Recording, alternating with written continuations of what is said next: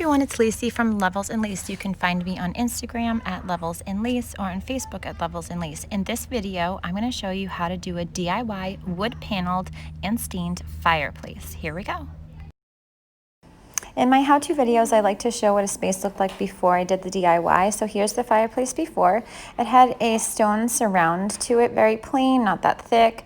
And so for a demo, all I had to do was actually take a hammer to it. That was really a fun part. I let my boys get involved, and these pictures right here, you can see that this is during the demo, and I literally just ripped out the tiles, took a hammer to them, broke them, ripped them off. It didn't matter, you know, what it looked like underneath, and just put them in a box. And that was the demo really for this whole project, because I ended up keeping the mantle on and building a mantle to go over it.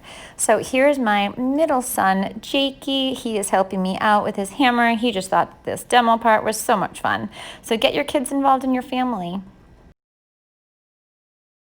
Let's talk about what supplies you need. For boards, I used 6-foot long 1x8 pine boards because I wanted to stain them. If you know that you're just going to paint them white, you could use plywood or MDF, but you're going to have to cut them to 8-inch thick boards. For the trim, I used 1x2 pine boards, and you're going to need a stain if you're staining, or white paint if you're going to paint it white. For tools, you're going to need a miter saw or a table saw, a nail gun, 2-inch brad nails, and liquid nails, which is a construction adhesive. For the first step, you're going to find the middle of your fireplace, and then find the middle of the wall above your fireplace, and then mark that at the top of the wall by the ceiling. You're going to start from the ceiling with your wood beams and work toward the bottom. You're not going to start from the bottom and work toward the top. That's really important.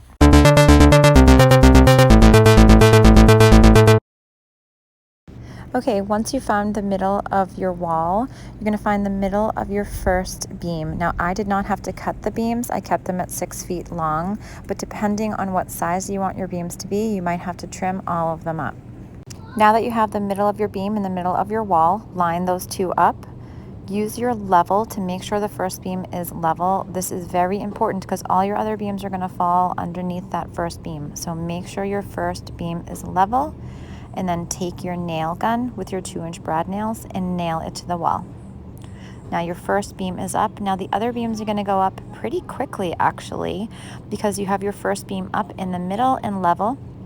So you want to take quarters as spacers, or something else as spacers, but I use quarters, and use them as spacers between that and your next beam. Like I said, the first and most important part is to make sure that your first beam is level and centered.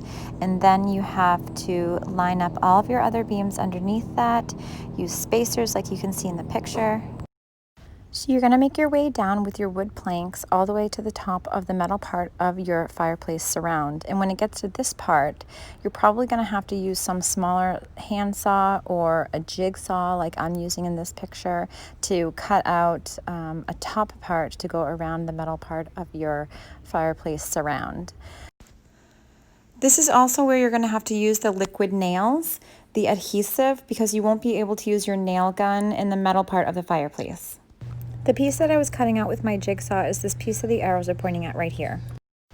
Once I had all of my wood planks going from the ceiling to the floor, I decided I wanted to add a little thin trim piece around the fireplace, and that's what I'm doing right here. I just used my miter saw to cut out a little trim piece and put it on with my nail gun, and then in the end I ended up painting it black. The next step is going to be to add 1x2 trim pieces on the ends if you want. Now this is the side pieces that I'm talking about from the ceiling to the ground, and I just nailed them up with my nail gun. You can use any kind of trim pieces you want. I just wanted something straight and square looking, so I used 1x2 pine pieces. The next step is to prep your space for painting or staining. The stain that I used is a very thin stain that I bought at Home Depot, and the color is espresso. Here it is in the picture. I highly suggest that you buy at least 3 different sample colors and sample them on scrap pieces of wood, because how it looks on the cover of the paint can or the stain can look totally different when you put it up in your room. So definitely do sample. So here I am working on staining my fireplace. As you can see, I have an old cloth in my hand. I'm wearing gloves. I have it all taped off, and I am just going over the stain as much as I'd like. And the more stain you put on, the darker it's gonna get.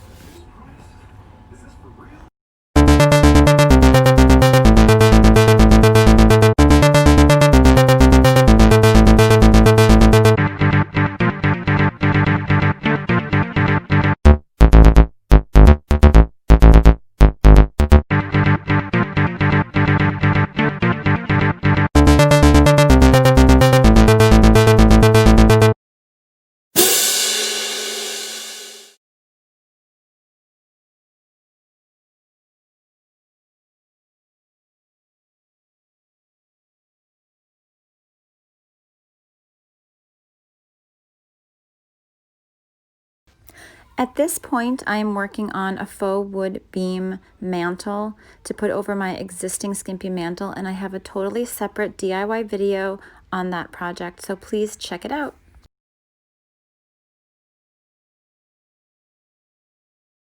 Okay, so the fireplace is done. Thank you so much for watching this DIY video. And again, check out my YouTube channel so you can see the how-to video on the DIY faux wood beam mantle. Please message me if you have any questions and stay tuned for more DIY videos. Have a great day. Bye.